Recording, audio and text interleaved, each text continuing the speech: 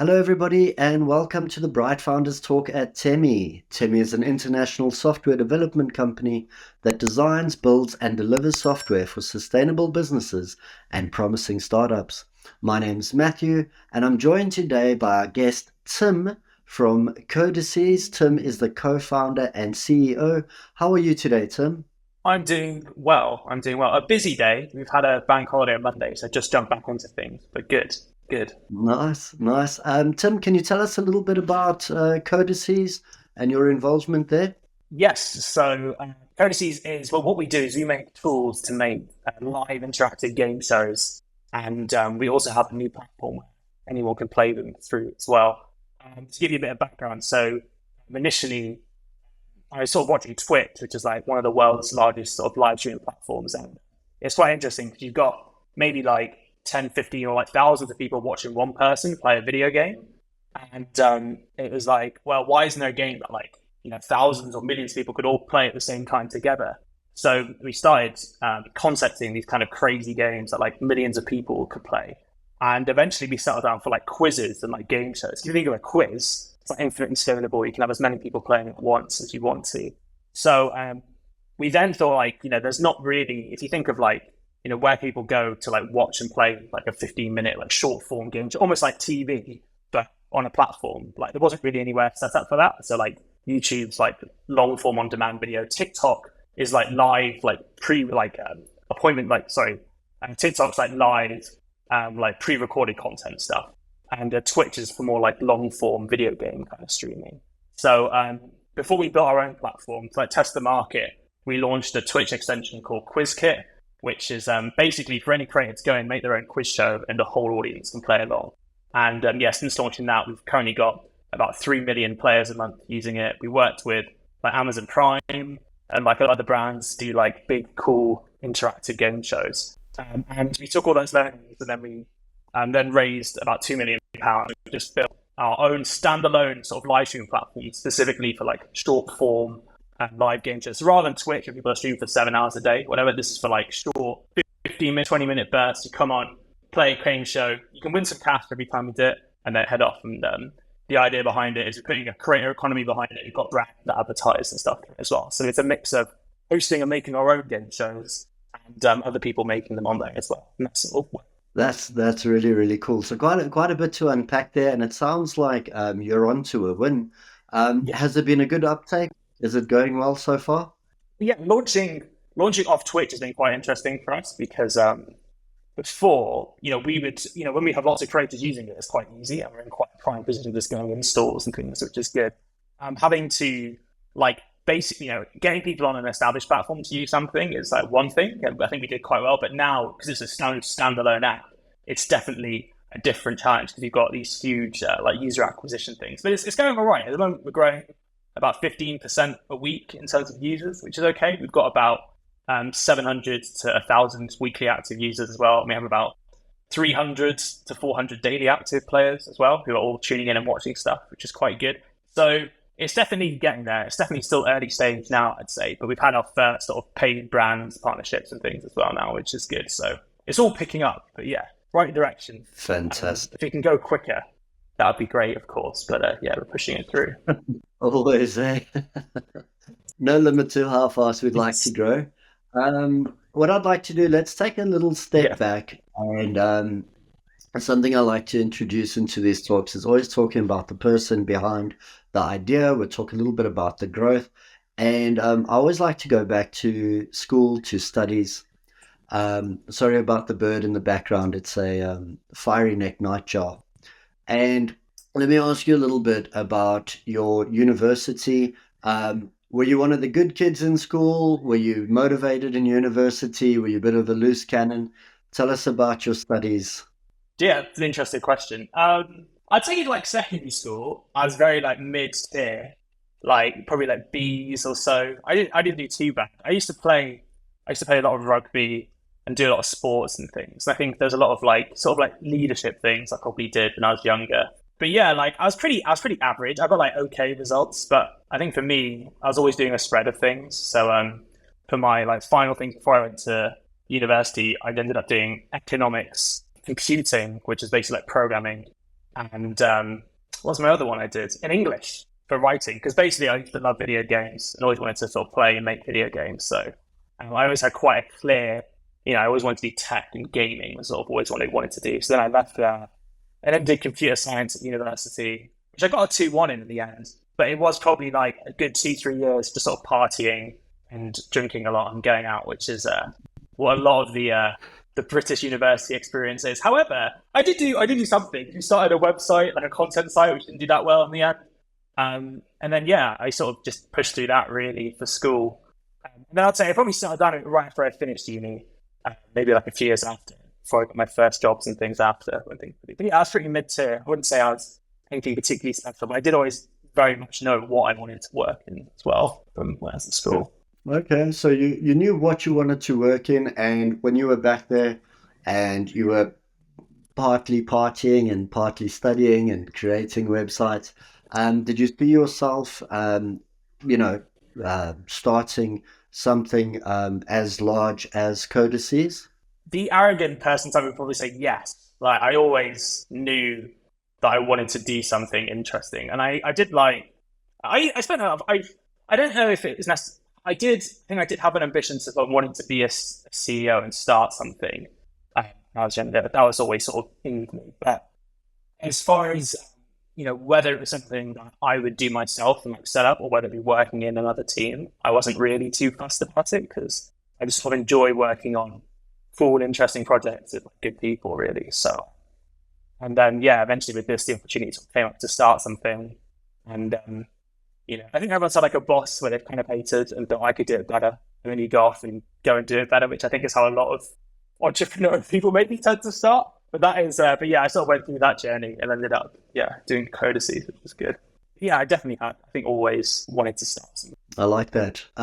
Talking about starting the company, building your team, are you part of that process? How do you go about choosing people to be part of your journey, to join your company? What do you look for? Tell us about that. Yeah, recruitment is, I'd say, probably one of the more difficult things. It's a bit of a nightmare, particularly for startups as well, because it's a very different skill set when you get like a bigger company, because you have to be quite a jack of all trades. You have to do a lot of different things. You have to be fairly self-motivated, self-driven as well, using your initiative, not really waiting for people to tell you what to do, I think is one of the things. So, and even though, we can sort of manage and train people up as well, it's, if you're coming into it new, it's a bit of a challenge because we don't obviously have the time to like really train people up as much as they would do if they went to a larger corporation. So trying to, find those sort of good self-starters is quite useful. I think, for me, originally when I found my co-founder, he was previously sort of a senior data engineer at Amazon.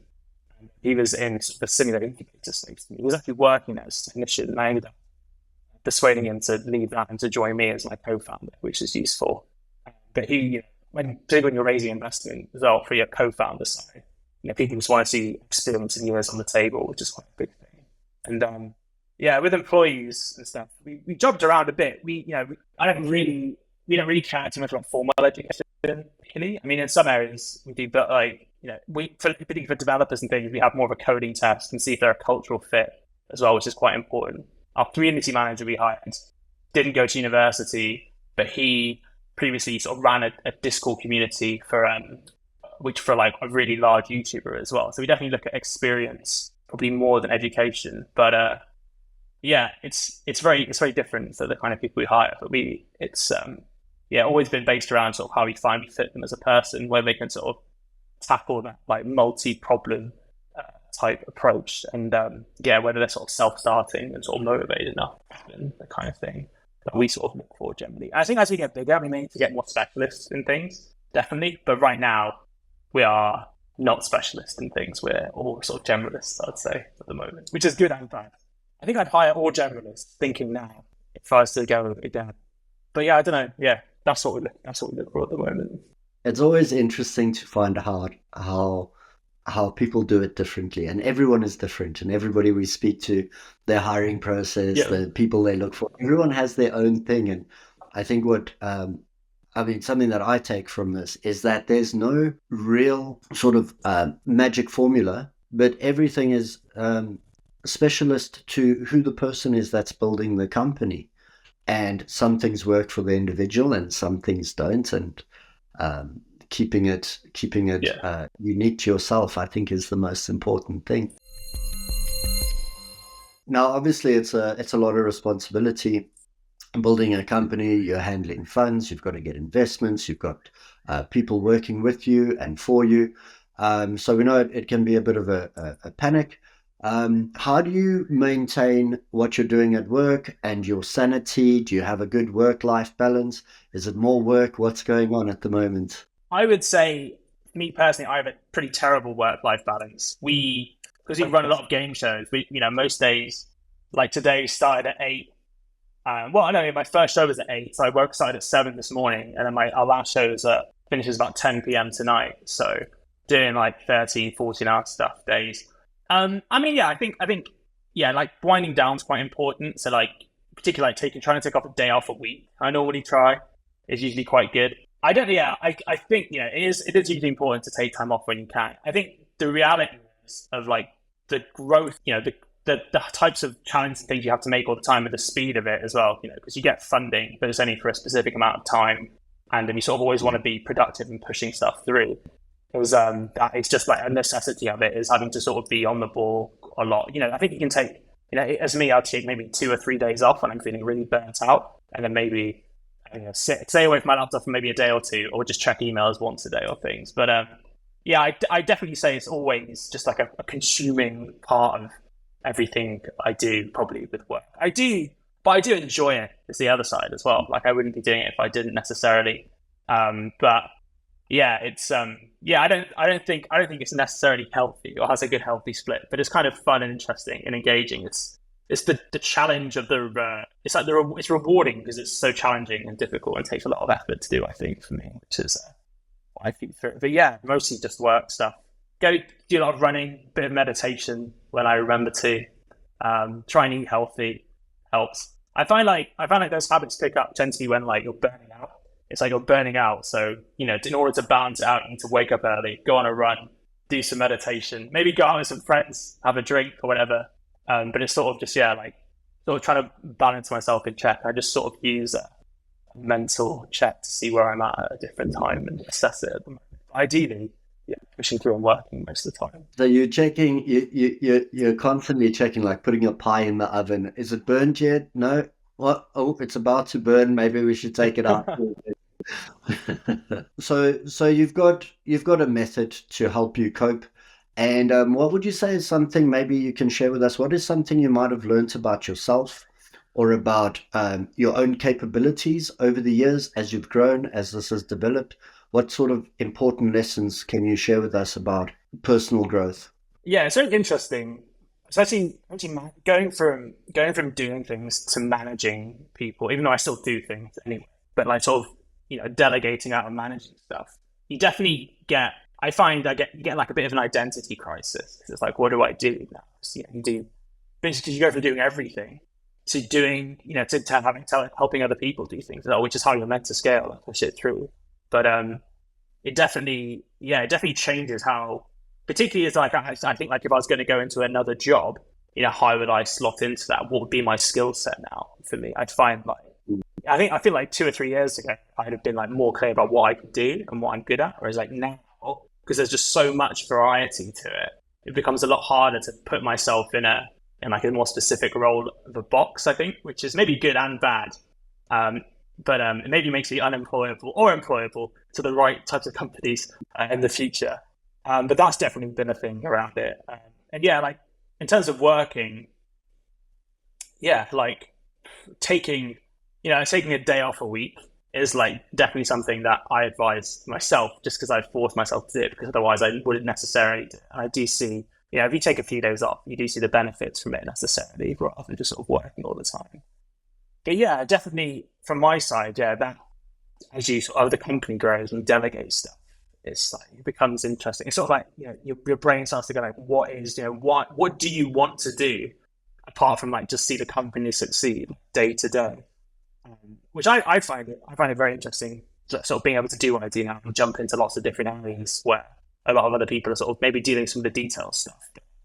That resistance to not wanting, because I do want to jump in a lot of stuff and do things all the time, is one of the things that you definitely have to train yourself up to do. Yeah, I'd say becoming like a manager from being like a producer, because I think for working, even starting out, you are just a producer constantly, and trying to make that switch is difficult, like mentally, and working out what to do, giving yourself time to sort of come up with like high level strategy and stuff as well. I find that quite interesting. But yeah, working out the most efficient use of my time is definitely the thing I think I've probably got better at, but also the thing I sort of constantly do find challenging, interesting is the problem. Where do I add the most value? What should I do today?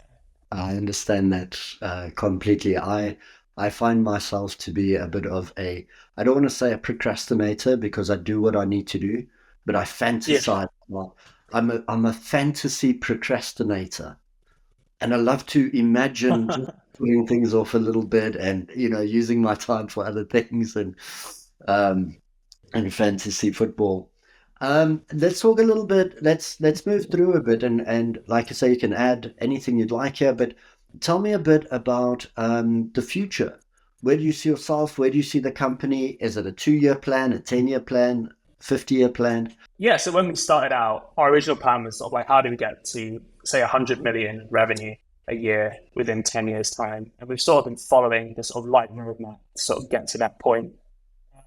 For me, I was never really wanted to go big. We wanted something that, the reason we sort of moved off Twitch and built our own platform is because like we couldn't really get that type of scale on there in terms of like the revenues we needed and like the users, and not having enough control over like, if you want to grow as big as Twitch or YouTube or TikTok kind of thing, you need to have your own space and have to be validated it.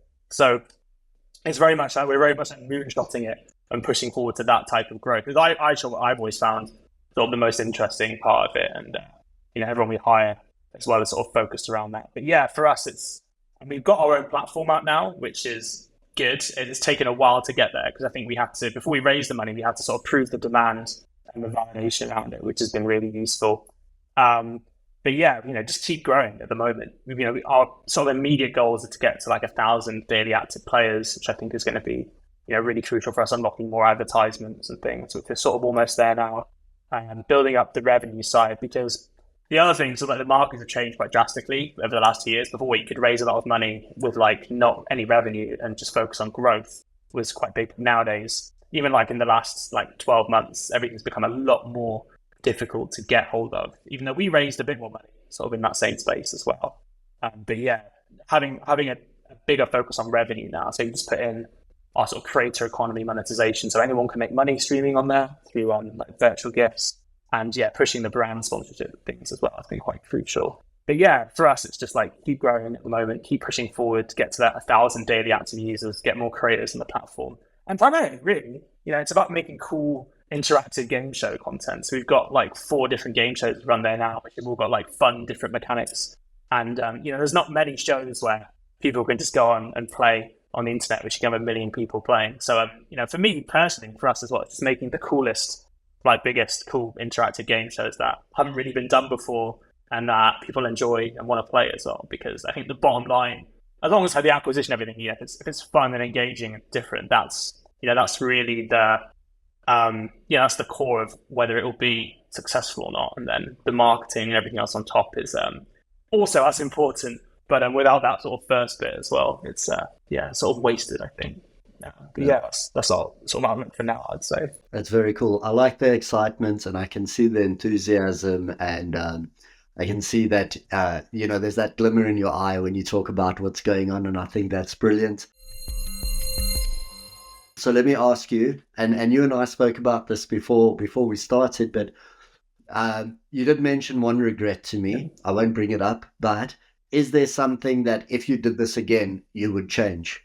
Yeah, it's hard to say necessarily because like there's obviously stuff like I'd have wanted to raise more money if we could have, definitely. Yeah, it's hard to say because like you're constantly sort of adapting and adjusting to everything that's happening, and it's sort of trying to say, well, everything I did sort of do, everything I did want to do.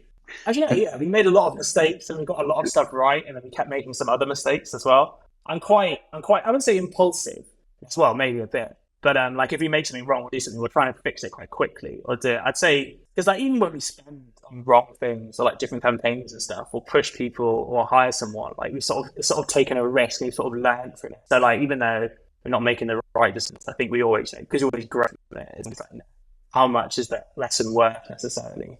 Yeah, I don't know. It sounds really bad because I think it should be stuff. It definitely something that I regret probably doing. Can't think of it off the top of my head. But what stands out to me is like my biggest what I do. Everything is perfect, but it's not. Yeah, I don't know. All right.